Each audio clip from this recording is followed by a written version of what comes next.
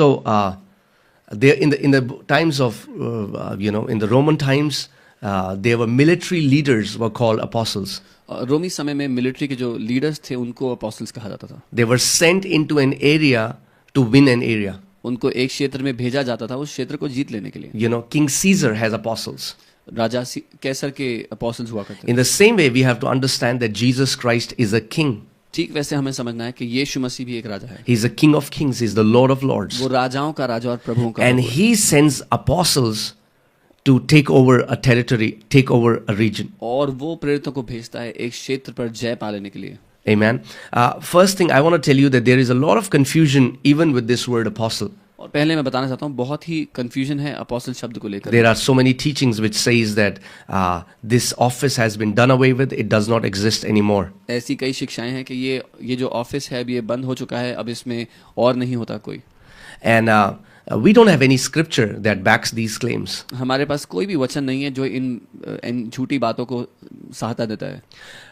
See, we have to understand that there are fivefold ministry offices of grace. Grace is the number of 5 and it represents hand. I mean, like, look at your hand.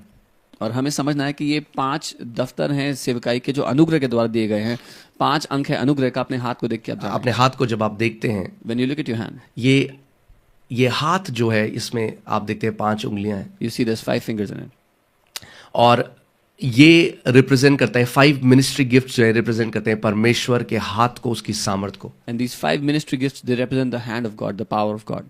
और हम देखते हैं उसमें आता है apostles, And it includes apostles, उसमें आता है prophets, भविष्यद्वक्ता, evangelist, सुसमाचार प्रचारक, pastors पासवान, and teachers. और शिक्षक. Right? So अगर जो लोग आज कहते हैं कि apostles नहीं है आज के समय में, अगर apostles नहीं है और मैं उनकी बात के साथ एग्री करता हूं, तो फिर बाकी कोई भी ऑफिस नहीं है, फिर पास्टर भी नहीं है, फिर किसी कलीसिया में आप किसी को पास्टर भी नहीं कह सकते. क्योंकि आज ऐसा नहीं है कि परमेश्वर के हाथ में केवल 1 उंगली है या 2 उंगलियां हैं और बाकी उसकी उंगलियां कट गई हैं. नहीं, उसका हाथ वैसा ही है जैसे उसका हाथ था. So if people say that there are no apostles anymore, then if I have to agree with them, I have to say that there are no pastors anymore. Then you cannot call anybody anything else in the church because God's hand doesn't have one finger. He has his whole hand. Amen. So आइए हम लोग चलते हैं Ephesians chapter 4. हम लोग मैं आपको कुछ दिखाना चाहता हूँ. मैं थोड़ा जंप कर रहा हूँ आपको एक सिखाने के लिए वर्स बाय वर्स, क्योंकि हम सीख रहे हैं तो आप सीखें इस बात को. Let us look at Ephesians chapter 4. और Ephesians 4 इफिसियों 4 और उसकी 8वीं आयत को मैं पढ़ता हूं. In verse 8. यहां पे लिखा है, वह ऊंचे पर चढ़ा और बंदियों को बांध ले गया और मनुष्यों को दान दिए. It says, therefore he says, when he ascended on high, he led captivity captive and gave gifts to men. यानी जब यीशु मसीह मरने के बाद वो असेंड हुआ, वो उठाया गया, तो उसने मनुष्यों को गिफ्ट दिए. बाइबल कहती है वो गिफ्ट दिए, और वो गिफ्ट क्या है आगे हम देखेंगे. So when Jesus died and he rose up and he was ascended, he gave gifts to men, and we'll see what those gifts are. और हम 11वीं आयत को देखते हैं. Look at the 11th verse.